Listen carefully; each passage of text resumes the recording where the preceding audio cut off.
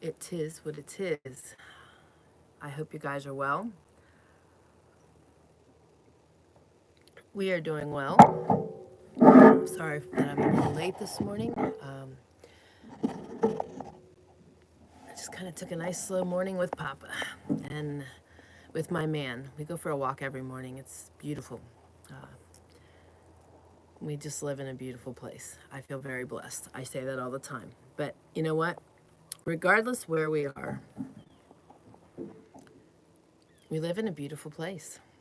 We have choices. And that's what I want to talk about today.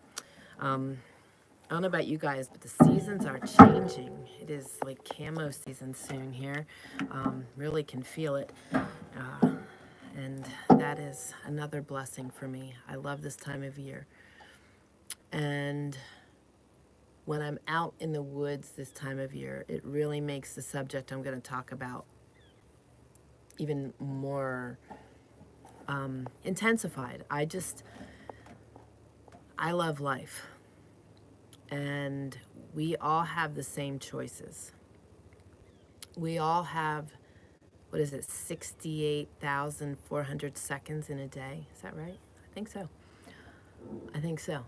And how we spend those seconds is our choice. And I pray that you guys are making every second count.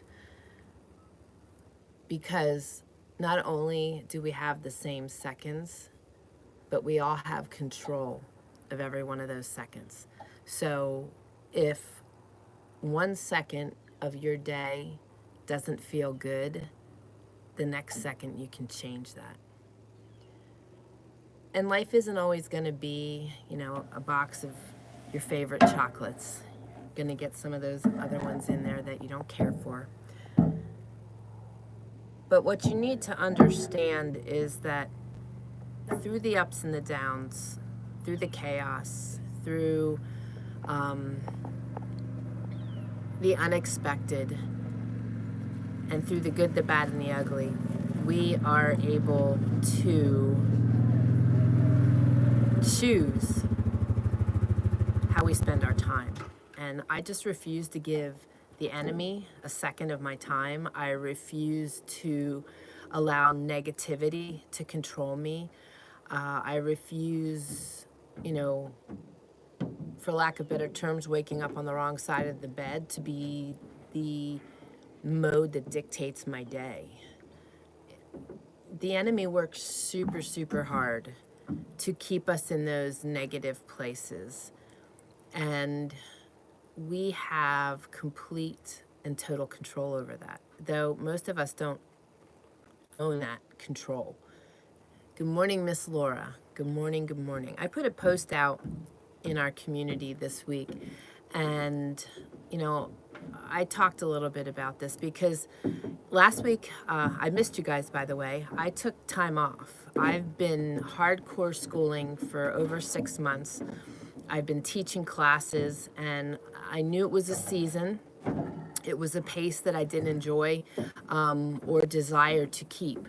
I have learned to enjoy my slow pace. Not that I'm lazy by any stretch. I'm always doing something, but I'm also in that something taking much better care of myself, doing things for myself, understanding my limitations. And part of that is, my time on these machines. Last week, I let my machine sit a lot of the time and took time away from the machine, took time out in the wilderness, spent time with my family, and it was just I love those times. I love my early mornings, even just in our walks and spending time with God. We need that every week.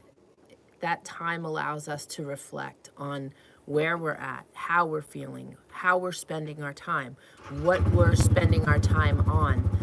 And I think it's so important. The other thing I do want to mention, and I know not everybody can do this, or at least on a Sunday, but we are called to a day of rest. And there is a reason for that rest. That rest renews us and restores us. Papa took that same time to restore himself and to regroup and rebalance himself. And he escaped to the wilderness all the time to pray to God.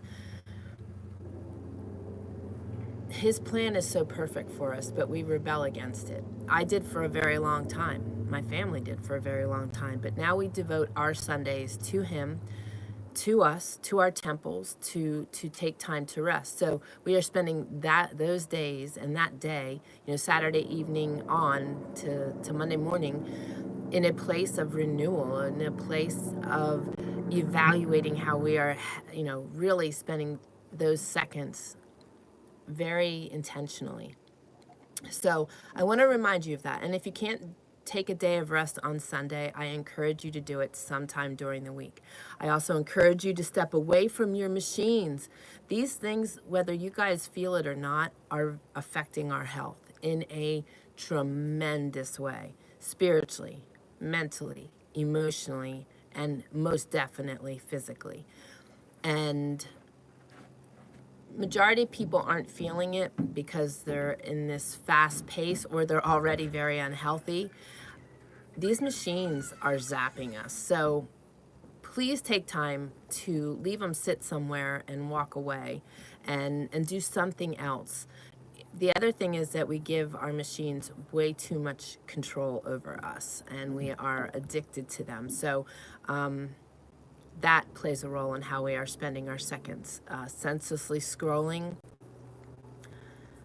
is not a good thing. It's not a good thing, and it's not serving us well. And you guys know. I know you do. So be aware of that and make changes.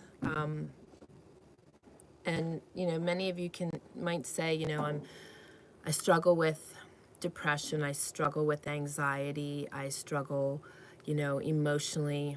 And I want to say that detox from your machines and see if that changes anything. Clean up your eating and eliminate processed foods and see if that changes something for you. And I'm not saying that depression, anxiety, and all those things are not real. I'm saying there's a root cause. And in those situations, it can be hard to flip the script from a negative and a low place into a positive place, but through repetition. Trust me, through repetition of constantly flipping the script and constantly trying to go from an anxious or depressed state to a joyful state. And I don't say that out of a place of not understanding. I've been there already. Thankfully, I was not there long, but I've been in that place. And it can be done.